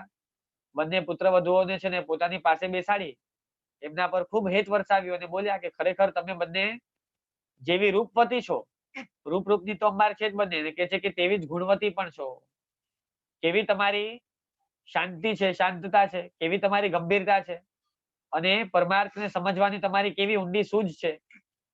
સાચે જ મહારાજ ખંગસેનની પુત્રીઓને અનુરૂપ જ છે ને તમારો આ વ્યવહાર છે. એ ધન્ય છે એ સ્ત્રીઓને કે જે પતિના આવા ઉત્તમ માર્ગને અનુસરે છે. બરાબર છે. હવે અહીંયા છે ને સવાર થઈ હતી, મેં કીધું કે સૂર્યોદય થયું છે અને 2 ઘટિકા પૂર્ણ થઈ છે, 2 ઘડીઓ. હવે રાજમહેલ છે ને વિવિધ પ્રવૃત્તિઓથી ધમધમી ઉઠ્યો હતો, કારણ કે સવારનો ટાઈમ હોય, રાજમહેલમાં તો કાર્ય હોય, બધા એમ્પ્લોઈઝ બધા કામ પર આવી ગયા હોય, બધાના શું કહેવાય કે બધી પ્રવૃત્તિઓ તો ચાલુ હોય. ત્યાં જ છે ને રાજમહેલની પાસેના ઘરમાંથી, રાજમહેલની બાજુમાં એક ઘર હતો, એ ઘરમાંથી જોર જોરથી રડવાનો અવાજ આવી રહ્યો હતો, રુદનનો અવાજ આવી રહ્યો હતો. એટલે ધીરે ધીરે રુદનનો અવાજ છે ને વધતો જતો હતો, રુદનનો અવાજ વધી રહ્યો હતો, રડવાનો અવાજ વધી રહ્યો હતો. એટલે મહારાજા પુરુષસિંહના કાને અવાજ અથડાતો હતો. સાંભળતા સાંભળતા તેઓ અકળાયા થોડા, અને તેઓ છે ને દ્વાર પર ઉભેલા પ્રતિહારીને બોલાવીને કીધું કે હમણાં જ તપાસ કરો કે આ રુદનનો અવાજ ક્યાંથી આવે છે અને શું ઘટના બની છે. એટલે પ્રતિહારી જવા માટે પગ ઉપાડે છે, નીકળે આ તપાસ કરવા માટે જેમ પગ ઉપાડે છે ત્યાં જ કુમારે મહારાજાને કીધું, ત્યાં જ આ સમ્રાદિત્ય કુમારે મહારાજાને કીધું કે પિતાજી, નજીકમાં જ છે ને પુરંદરદત્ત બ્રાહ્મણનું ઘર છે, એ ઘરમાંથી આ રુદનનો અવાજ આવે છે. કોણે કીધું? આ સમ્રાદિત્ય કુમારે તરત જ મહારાજાને કીધું કે પિતાજી, નજીકમાં જ પુરંદરદત્ત નામના બ્રાહ્મણનું ઘર છે, એ ઘરમાંથી આ રડવાનો અવાજ આવી રહ્યો છે. હવે જો હવે અહીંયાથી એક આખી નવી સ્ટોરી ચાલુ થાય છે, એક જ મિનિટ. એટલે હવે જો અહીંયાથી આખી એક નવી સ્ટોરી ચાલુ થાય છે, આ સાંભળવા જેવી છે.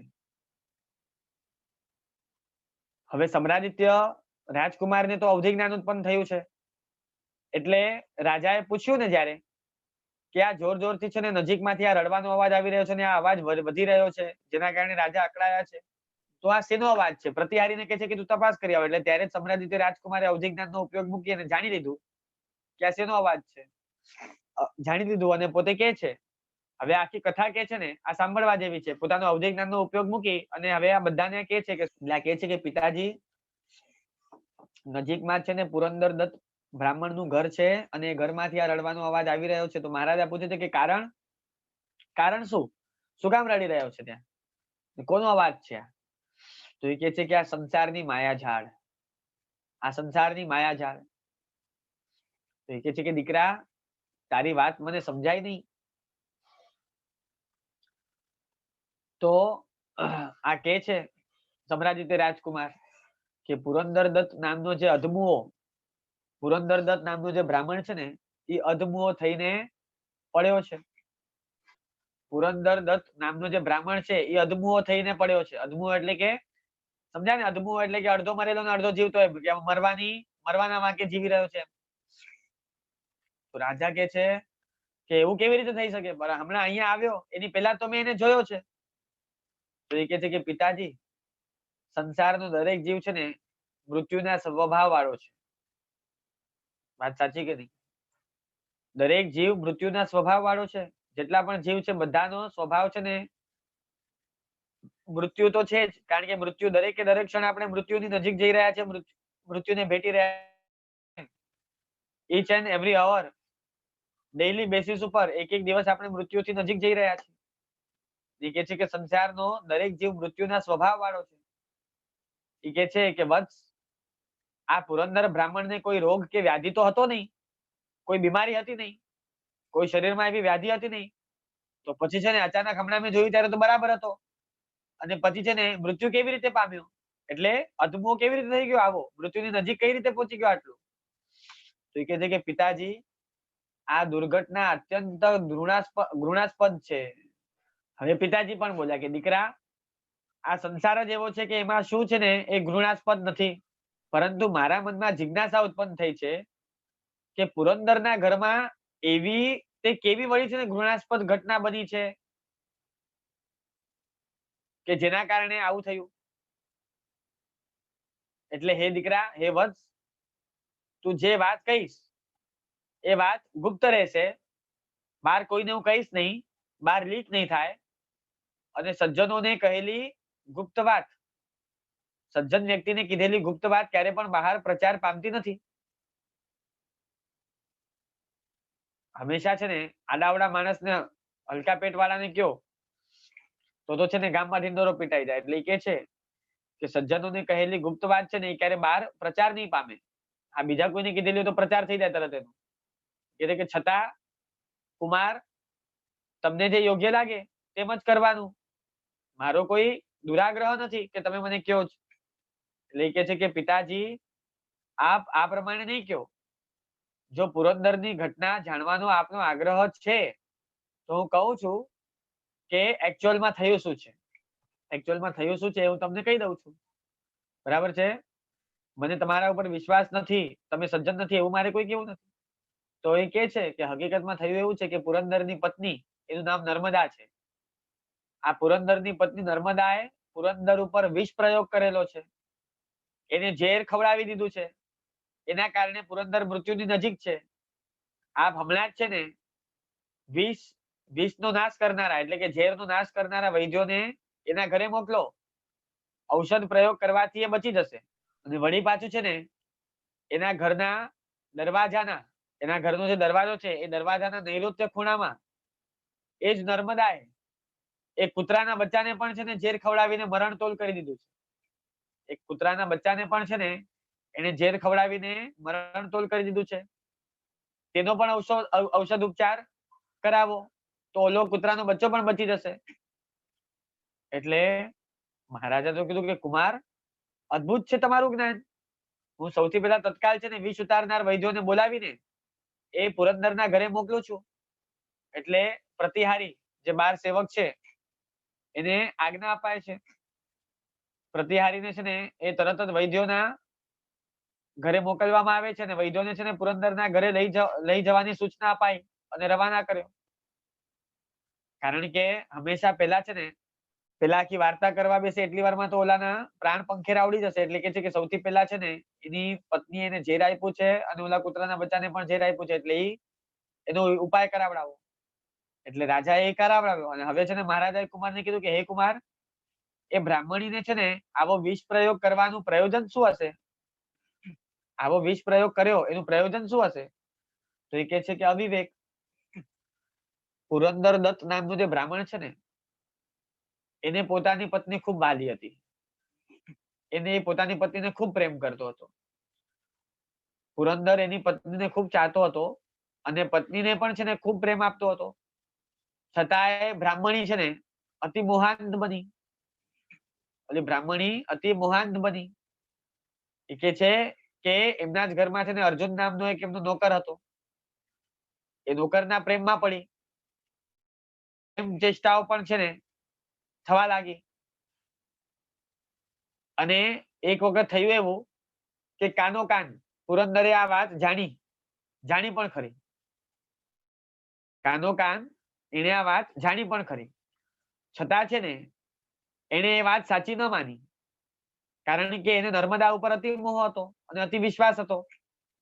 એટલે કેટલોક સમય છે ને નર્મદા અને અર્જુન, નર્મદા એટલે પેલી બ્રાહ્મણી પુરંદરની પત્ની અને પેલો અર્જુન એટલે એમના ઘરનો નોકર. એટલે કે છે કે કેટલોક સમય છે ને નર્મદા અને અર્જુનનો વ્યભિચાર ચાલતો રહ્યો. પુરંદર દત્તની વૃદ્ધ માતાએ નર્મદા અને અર્જુનનો સંબંધ જાણી લીધો. એને ચિંતા થઈ. એટલે એને પુરંદરને છે ને ખાનગીમાં કહ્યું કે બેટા, તારી પત્નીનું ચારિત્ર સારું નથી, માટે એની તું ઉપેક્ષા ન કર, તું એને અવોઇડ ન કર, નહીંતર એક દિવસે તારો વિનાશ થશે. એટલે પુરંદર દત્તે છે ને માતાની વાત સાંભળી લીધી, પણ એના મનમાં એ વાત બહુ જચી નહીં. એને વિચાર્યું કે આ વાત છે ને સંભવતી નથી, નર્મદાનો મારા ઉપર અતિ પ્રેમ છે. એ કોઈ પરપુરુષ સાથે સંબંધ ન જ રાખે, પરંતુ મોટા ભાગે સાસુ વહુને છે ને એકબીજા પ્રત્યે સદભાવ રહેતો નથી, દ્વેષ ભાવ હોય છે. સાસુ વહુમાં ખટપટો ચાલતી હોય માટે છે ને માતાએ મને કદાચ આવી વાત કરી હોય એવું પોસિબલ છે. નર્મદા વિશે ઉપર ભડકાવવા માટે કદાચ છે ને માતાએ મને આવી વાત કરી હોય. જોકે મારી માતા ઈર્ષ્યાળુ તો નથી, દ્વેષી પણ નથી, અને ગુણિયલ પણ છે મારી માતા. મારી માતામાં છે ને ઘણા ગુણો છે, છતાં પણ વિચારે છે કે સ્ત્રીઓના ચિત્ત ચંચલ હોય છે, એમ ઋષિ મુનિઓ કહેતા હોય છે. અને ઋષિ મુનિઓના વચન છે ને એ સાચા હોય છે. એટલે વળી તેઓ કહે છે કે કામદેવના બાણ ઘણા આકરા હોય છે. એટલે સ્ત્રીની કામ વાસના પણ છે ને અતિ પ્રબળ હોય છે. ખેર, માતાએ છે ને આજે મારું ધ્યાન દોર્યું છે, તો હું છે ને એની પરીક્ષા તો કરું. હું એની પરીક્ષા તો કરું.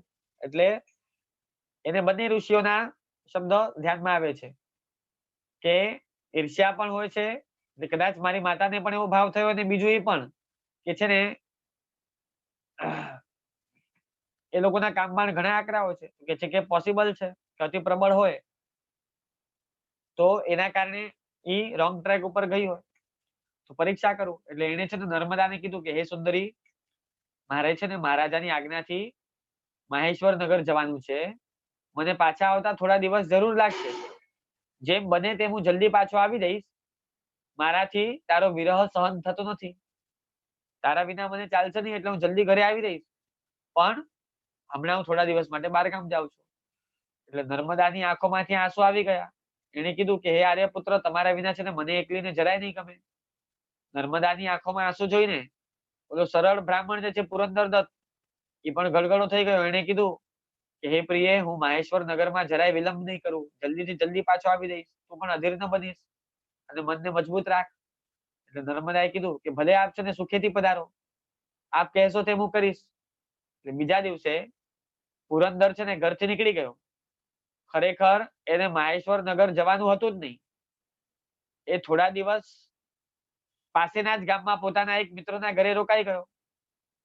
થોડા દિવસ બાજુના જ ગામડામાં પોતાના એક મિત્રના ઘરે રોકાઈ ગયો. પછી થયું એવું કે એક દિવસ રાતના સમયે, રાત્રિના સમયે તે અહીં ઉજ્જૈનીમાં આવ્યો, સિટીમાં આવ્યો. મધ્યરાત્રિના સમયે એને પોતાના આવાસમાં છુપી રીતે પ્રવેશ કર્યો. પોતાનું ઘર અને એના ક્યાં પણ છે ને એન્ટ્રી એક્ઝિટ પોઈન્ટ હોય, છુપી રીતે પ્રવેશ કરવાના જે કોઈ પણ દ્વાર હોય બધાને ખ્યાલ હશે. એટલે એને પોતાના આવાસમાં છે ને છુપી રીતે પ્રવેશ કર્યો. હવે એને છે ને ત્યારે પલંગમાં નર્મદાની સાથે અર્જુનને સુતેલો જોયો, અને વસ્ત્રો પણ એમના અસ્તવ્યસ્ત હતા. રતિ ક્રીડા કરીને એ બંને લોકો સુતા હતા. એટલે પુરંદરને તો ભયંકર ક્રોધ ચડ્યો, ભયંકર ક્રોધ ચડ્યો આવી પરિસ્થિતિમાં એને જોઈને. એટલે એની વિષય વાસના તો આખી નાશ પામી ગઈ. પોતાની પત્ની ઉપર જે મોહ હતો, જે પ્રેમ હતો, એ પણ ચાલ્યો ગયો. બરાબર છે. સાથે સાથે એને ભયંકર ક્રોધથી આખો ધમધમી ઉઠ્યો છે, એકદમ ધ્રુજી ઉઠ્યો છે. એટલે એને વિચાર્યું કે સ્ત્રીઓ છે ને સ્વભાવથી જ આવી હોય છે. મારી જ ભૂલ થઈ કે મેં છે ને આ પત્નીને પ્રયત્નપૂર્વક સાચવી નહીં. અને આ દુષ્ટ નોકર પણ છે ને મારો અર્જુન, એ દુરાચારી છે. મારી પત્નીના છે ને શીલનો એને ભંગ કર્યો છે. હું એને જ ન મારી નાખું, એને તો મારી જ નાખવો જોઈએ. એટલે એને શું કર્યું, પોતાની કમરમાં છુપાવેલી છરી છે ને, પોતાની કમરમાં એને છુપાવેલી છરી બહાર કાઢી અને ધીમે ધીમે પગલે ઓલો પલંગ પાસે ગયો. અને બંને જયારે ઘસઘસાટ ઊંઘતા હતા, એટલે એને તરત જ છે ને અર્જુનના ગળા ઉપર છરી ચલાવી દીધી. ફટ કરીને છરી ચલાવી દીધી. એટલે અર્જુન છે ને ઊંઘમાં ને ઊંઘમાં જ મરી ગયો. અર્જુન ઊંઘમાં ને ઊંઘમાં જ મરી ગયો. હવે ઓલો પુરંદરદત્ત છે ને એ તો સાચવીને એકદમ ઘરની બહાર નીકળી ગયો. પણ એને વિચાર આવ્યો કે હવે મારી પત્ની શું કરે છે એ મારે જોવું જોઈએ. હવે મારી પત્ની શું કરે છે એ મારે જોવું જોઈએ. એટલે છે ને હવેલીના ગુપ્ત ભાગમાં છુપાઈને નર્મદા હવે શું કરે છે એ જોવું. એટલે એને શું કર્યું, એવી એક ગુપ્ત જગ્યામાં છે ને એ છુપાઈને ઉભો રહ્યો કે નર્મદાની દરેક પ્રવૃત્તિ એને દેખાઈ શકે. હવે અર્જુનનું મસ્તક કપાઈ ગયું, લોહી વહેતું નર્મદાના શરીર નીચે પહોંચ્યું. લોહીના સ્પર્શથી નર્મદા જાગી ગઈ, કારણ કે ગળું કપાય આખું એટલે બ્લડ તો સીધું ફ્લો થાય. એટલે નર્મદા જાગી ગઈ કે આ ભીનું ભીનું શું છે, એટલે એને છે ને અર્જુન તરફ જોયું. દીપકના ઝાંખા પ્રકાશમાં એને અર્જુનને છે ને મૃત અવસ્થામાં જોયો. અરે બાપરે, છે ને એનું તો ગળું કપાઈ ગયેલું હતું. ઓલી એકદમ ધ્રુજી ઉઠી કે મારા પ્રિયતમની હત્યા થઈ ગઈ, અને આવું ગોઝારું કૃત્ય કોણે કર્યું હશે? કોઈ ક્રૂર પુરુષે જ છે ને આ કામ કરેલું છે. મારા પ્રિયતમનું છે ને આ રીતે કોઈકે ખૂન કરી નાખ્યું. પણ જેને પણ આ કામ કર્યું એ નાલાયકે છે ને અર્જુનની સાથે મને કેમ ન મારી નાખી? બરાબર છે, મારી હત્યા કેમ ન કરી? હવે મારા જીવાનો અર્થ શું છે? મારું સર્વસ્વ નાશ પામી ગયું, મારું રતિ સુખ, મારી કામ ક્રીડા બધું લૂંટાઈ ગયું. થોડી વાર તો ઓલી છે ને અર્જુનના મૃતદેહની પાસે ઉભી રહી. પછી શયનખંડની બહાર નીકળી અને કોદાળી લઈ આવી, ફાવડો અને તગારું લઈ આવી. એને શયનખંડમાં જ છે ને એ ભીતની લગોલગ એક ખાડો ખોદ્યો. ભીતની બરાબર અડીને ખાડો ખોદ્યો. માટી તગારામાં ભરી ભરીને પાછળના વાડામાં નાખી દીધી. ખાડો આખો ઊંડો ખોદીને એમાં અર્જુનના મૃતદેહને એને દાટી દીધો. અર્જુનના મૃતદેહને દાટી દીધો અને ઉપર છે ને આખો માટીનો, એની ઉપર આખી માટી નાખીને જમીન સરખી કરી દીધી આખી, એટલે જમીનના લેવલ ઉપર કરી દીધી. હવે પલંગમાં આખો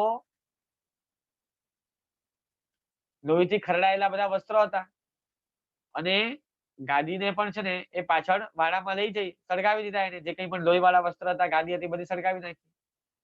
શયનખંડને આખું પાણીથી ધોઈ નાખ્યું. હવે આ દરમિયાન છે ને પુરંદરદત્ત ઘરમાંથી નીકળી ગામની બહાર, બરાબર છે, બ્રહ્માના મંદિરમાં જઈને સુઈ ગયો હતો. નર્મદાએ બીજા દિવસે, આ નર્મદાએ છે ને બીજા દિવસે શું કર્યું? સાસુને ખબર ન પડે એ રીતે શયનખંડના જે સ્થાનમાં અર્જુનને એને દાટ્યો હતો ને એ સ્થાન ઉપર એક નાનો ઓટલો બનાવ્યો. એક નાનો ઓટલો બનાવ્યો અને એના ઉપર લીંપણ કરી દીધા, અને ત્યાં દીવો કર્યો, ધૂપ કર્યો. હવે ત્રિકાળ, 3 કાળ છે ને ઓલી ઓટલાને મોહથી આલિંગન આપવા લાગી. મોહથી આલિંગન આપવા લાગી અને 3 દિવસ પછી છે ને પુરંદર ઘરે પાછો આવ્યો. હવે નર્મદાને છે ને કોઈ પણ પ્રકારની શંકા ન થાય એ રીતે જ બધો વ્યવહાર કરવા લાગ્યો. જાણે કે પુરંદરદત્ત તો એવું બિહેવ કરે છે કે જાણે મને કઈ ખબર જ નથી આ બંને વિશે. he is completely unknown. જો કે બધું જાણે છે, એને જ મારી નાખ્યો છે, પણ બિહેવ એવું કરે છે કે એને કઈ ખબર જ નથી. અને ઓલો મહેશ્વર નગરથી રાજાનું કાર્ય પતાવીને પાછો આવ્યો છે એવું બિહેવ કરે છે. એટલે પૂર્વવત નર્મદા સાથે સ્નેહપૂર્ણ વાર્તાલાપ કરવા લાગ્યો. કોઈ કોઈ વાર છે ને નર્મદાને પેલા ઓટલા સાથે પ્રેમ ચેષ્ટા કરતી જોતો હતો. ઓલી ત્યાં ઓટલા પાસે ધૂપ દીપ કરતી, આવું બધું જોતો. પણ છે ને એમ વિચારે છે કે હવે તો ઓલીની મૂઢતા છે, અજ્ઞાનતા છે, એમ વિચારીને છે ને પોતાના મનને બનાવી લેતો. ઓલીને ઠીક લાગે તો ભલે કરે, એમ છે ને હવે ઓલો તો મરી ગયો છે એટલે એમ એનું મનનું સમાધાન કરતો હતો અને જોયા કરતો. એમ કરતા કરતા કેટલા 12 વર્ષ પસાર કરી દીધા. આવું કરતા કરતા 12 વર્ષ પસાર કરી દીધા. આજે 5 દિવસ પહેલા જ,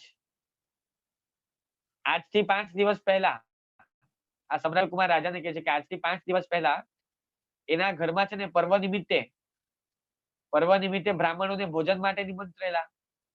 એટલે ભોજન સામગ્રી તૈયાર થઈ ગઈ, હજુ બ્રાહ્મણો ભોજન કરવા બેઠા નતા. તો ત્યારે છે ને નર્મદા પેલા અર્જુનના ઓટલા પાસે ગઈ અને ઓટલાને છે ને પિંડદાન આપવા લાગી. એટલે પુરંદરે છે ને એને પિંડદાન આપતી જોઈ લીધી. પુરંદરે એને પિંડદાન આપતી જોઈ લીધી તો એના મુખ ઉપર હાસ્ય આવી ગયું, એટલે હસવા લાગ્યો. અને હસતા હસતા એને કીધું કે અરે દેવી, હવે આની સાથે તારે શું સંબંધ છે? અરે દેવી, હવે આની સાથે તારે શું સંબંધ છે? નર્મદા એકદમ સ્તબ્ધ થઈ ગઈ, એકદમ શોક. એટલે એકદમ પુરંદર સામે એકદમ ઉગ્ર દ્રષ્ટિથી જોઈ રહી હતી. એનું હૃદય પણ આખું ચીરાઈ ગયું. એને મનોમન નિર્ણય કરી દીધો કે નક્કી છે ને આને જ મારા પ્રેમીની હત્યા કરી છે, નહીંતર અત્યારે આવું કેમ બોલે? એને કેવી રીતે ખબર કે છે ને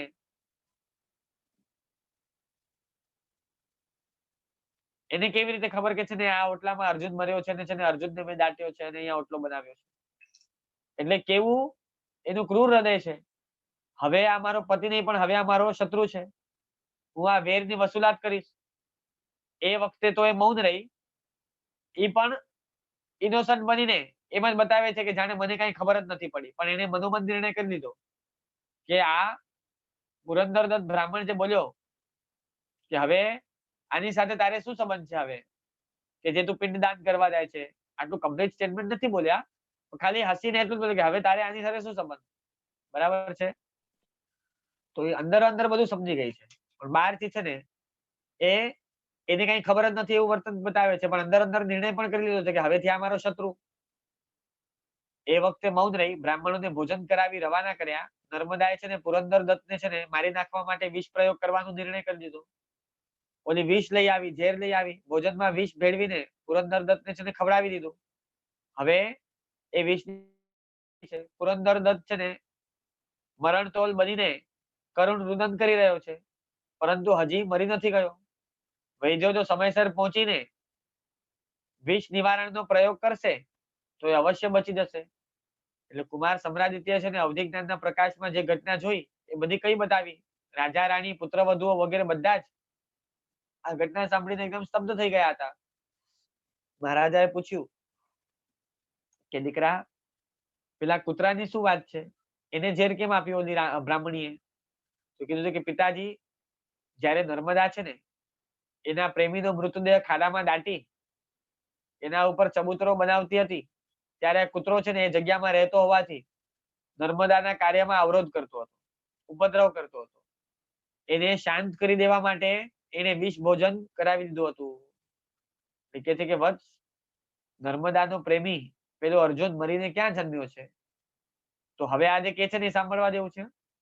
એ કહે છે કે પિતાજી, એ અર્જુન મરીને છે ને અહીંયા જ હિન્દ જાતિમાં જન્મ્યો છે.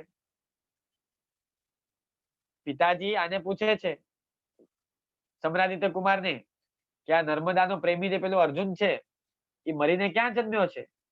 તો કહે છે કે પિતાજી, ઓલો અર્જુન છે ને મરીને અહીં જ હિન્દ જાતિમાં જન્મ્યો છે.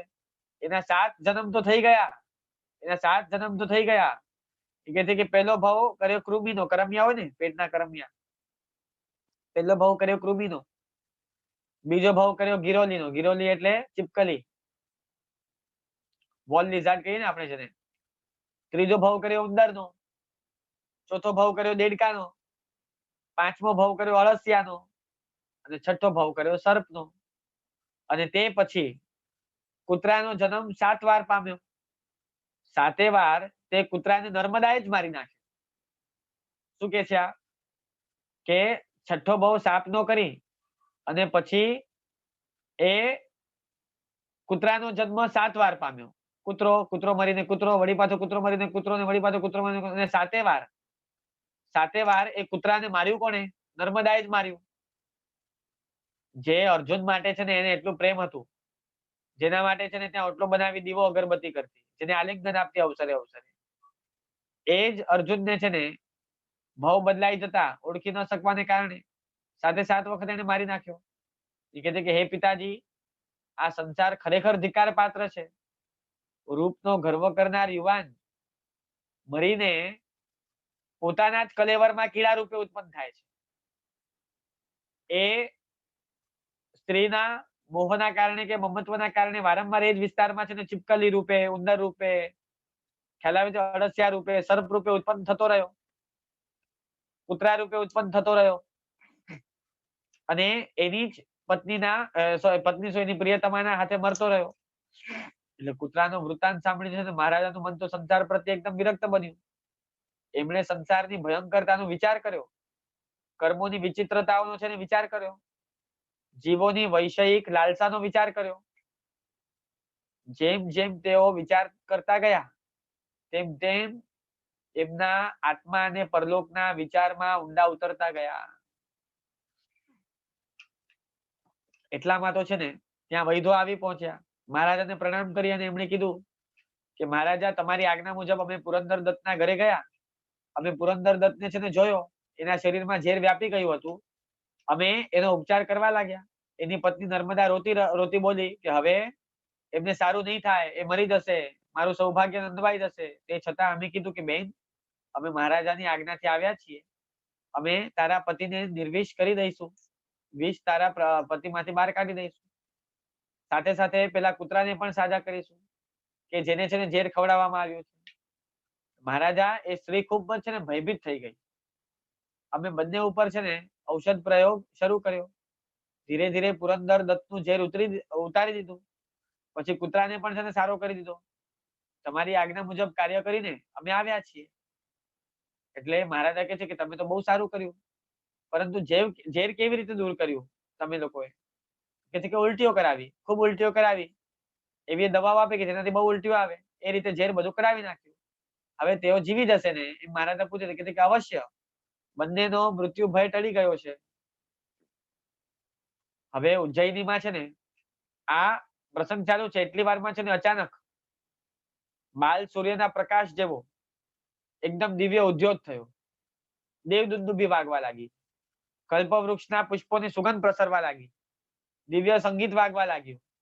જાણે કે ઉજ્જૈનીએ છે ને શેરીએ શેરીએ હર્ષ રમણે ચડ્યો. એટલે રાજકુમાર સમ્રાદિત્યના શયનખંડમાં બેઠેલા મહારાજાએ પુરુષસિંહે કુમારને પૂછ્યું કે હે વત્સ, પ્રકૃતિમાં આ અચાનક પરિવર્તન કેમ આવ્યું? હવે એનો જવાબ છે ને સમ્રાદિત્ય જે આપે છે એ જવાબ બી સાંભળવા જેવો છે. હવે આપણે કાલે લઈશું. આજે સમય થયો છે, અહીંયા રાખીએ. અવધિ જ્ઞાનનો ઉપયોગ વિશેષ કારણસર કરી શકાય કે એમને એમ પણ કરી શકાય. એ તો જ્યારે અવધિ જ્ઞાનનો જે ઓનર હોય એને જ્યારે કરવું હોય ત્યારે કરે. બરાબર છે? અવધિ જ્ઞાની વ્યક્તિ હોય એને જ્યારે છે ને જ્ઞાનનો ઉપયોગ મૂકવો હોય ત્યારે મૂકે. બરાબર છે? એ રીતે. ચલો આજે અહીંયા રાખીએ. સમય થયો છે. હવે આ પ્રકાશ શેના કારણે થયો છે અને એનો શું રીઝન છે, એ જે જવાબ આપે છે સમ્રાદિત્ય કુમાર, એ જે તમે સાંભળશો કાલે, તો વળી પાછું છે ને એ સંસારનો સ્વરૂપ કેવો છે એ તમને એક અલગ દ્રષ્ટિકોણથી જાણવા મળશે. આ કથા બી બહુ માર્મિક છે, સંસારની માયાજાળ બતાવનારી છે. બરાબર છે? આજે અહીંયા રાખીએ, કાલે કન્ટિન્યુ કરીશું. વિરુદ્ધ કંઈ બોલાયું તો મિચ્છામિ સર્વમંગલ મંગલમ સર્વકલ્યાણ કારણમ સર્વધર્માણમ જયમ જયતિ શાસનમ. પ્રણામ.